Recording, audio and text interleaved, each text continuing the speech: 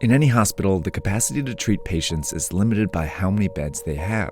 Think of this as the number of beds in your local hospital at any given time. A couple are already filled by patients receiving treatment for things like a car accident injury or a stroke. And this dot represents one person who's healthy and decides to go out like usual. They jump on the subway and head into the office where they catch COVID-19. But they don't feel sick right away and might not for several days. So later they go to a basketball game where they unknowingly infect 2 or 3 more people. Most of these people will have relatively mild cases, but one might be an elderly person with a severe case who will eventually have to go to the hospital. But these 3, who are all infected but don't feel sick, go out again, on the subway, into the office, and then out after work, infecting several more people, 20% of whom will need to go to the hospital.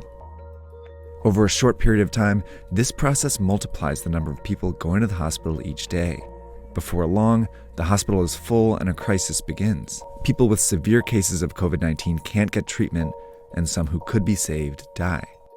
Plus, people with other issues can't get treatment either, and some of them die.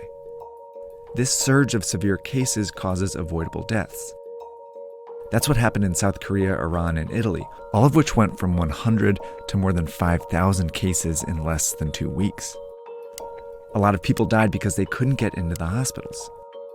This surge is made up of only severe cases, but it was generated by people who didn't feel sick, spreading the disease in public. Which means the people who can do the most to avoid these unnecessary deaths are these people. And that means all of us. To slow the virus down, you need to act as if you already have it. By avoiding public transportation, the office, crowded places, and even small social gatherings, you decrease your chances of both getting the disease and spreading it. This is called social distancing.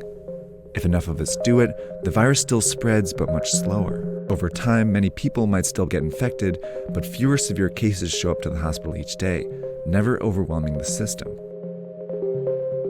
This trend line gets flatter. These people can all get treatment, and fewer people die because of it. These are the 2 ways the COVID-19 pandemic can play out.